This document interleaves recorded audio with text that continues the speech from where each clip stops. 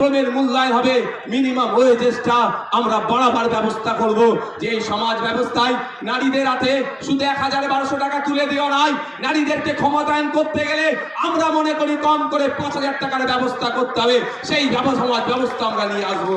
তবে হ্যাঁ, 5000 টাকা দেওয়ার সাথে সাথে রাজ্য কিছু কাজ বুঝে নেবে। এই সুষ্ঠু সমাজ ব্যবস্থা আনবো, যেখানে বর্ণগত, জাতিগত, ধর্মগত, নারী পুরুষের কোনো ভেদাভেদ থাকবে না, যেখানে সবাই আমরা মানুষ, আমাদের সামাজিক পরিচয় আমরা যেটা সেটা নিয়ে মাথা তুলে বেঁচে থাকবো। সেই সমাজ ব্যবস্থা নিয়ে আসবো। বাংলার মানুষ যদি 2026 লোক বিধানসভা নির্বাচনে আমাদেরকে সুযোগ দেয়, তবে আপনাদের উপস্থিতি প্রমাণ করে দিচ্ছে যে বাংলার অলিতে গলিতে ইন্ডিয়ান সেকুলার ফ্রন্টের যে জয় জয়কার হবে, সেটার আপনাদের উপস্থিতি আছে কিন্তু প্রমাণ করে দিচ্ছে। আপনারা মাঠে যারা আছেন, আপনারা হয়তো বাইরে যেতে পারছেন না। আমি তো একটার পরে এখানে এসেছি, আমি বাইরের অবস্থাটা একটু ঘুরে ঘুরে দেখছিলাম। আপনারা এখানে যেরকম মানুষ আছে, এর কয়েক গুণ বেশি মানুষ বাইরে শুধু ঘুরছে, জায়গা পাচ্ছে না বলে।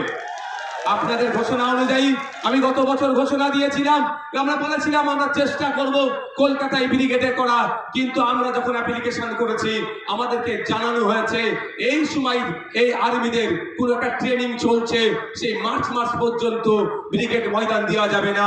সুতরাং আমরা সেখানে বুক করতে পারিনি, ফলে আমরা এখানে বুক করেছি।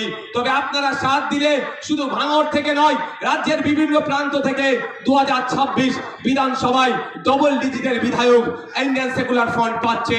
তারপরে আমরা আশা করব এবার আর্মিদের ট্রেনিং কখন আছে সেটাও প্রয়োজনে দেখে নেব।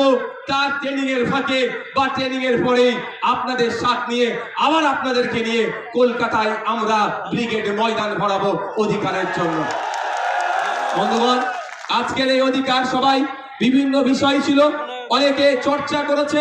আমি টু দা পয়েন্ট এসআইআর নিয়ে একটু বলতে চাই। আপনারা কারা শুনতে চান একটু হাত তুলে রাখেন তো, এটা হাতটা তুলে রাখুন, হাতটা একটু তুলে রাখবেন। অসুবিধা হচ্ছে না তো? কারো অসুবিধা হচ্ছে না তো? ইভিএম মেশিনের সামনে গিয়ে খাম চিহ্নটা দেখবো, আর যেখানে খাম চিহ্ন থাকবে না আমাদের নেতৃত্বরা যেটা বলবেন সেখানে আমরা অন্য কোনো গুদামে হাত দেওয়ার দরকার নাই। আমি এসআইআর নিয়ে গুটি কয়েক কথা বলবো, বলে আমি বক্তব্য শেষ করে দেবো। আমি কথা দিয়েছিলাম শীতকালের বেলা সকাল সকাল আসুন, সকাল সকাল ছেড়ে দেবো, কথা দিয়েছিলাম তো। আমি আপনাদের এসআইআর নিয়ে বলছি, এই একদম মাথায় ঢুকিয়ে নিন। এই এসআইআর যে সমস্যা তৈরি হয়েছে, এই সমস্যা তৈরির পেছনে দুটো রাজনৈতিক দল সম্পূর্ণভাবে দায়ী। তৃণমূল, বিজেপি মিলে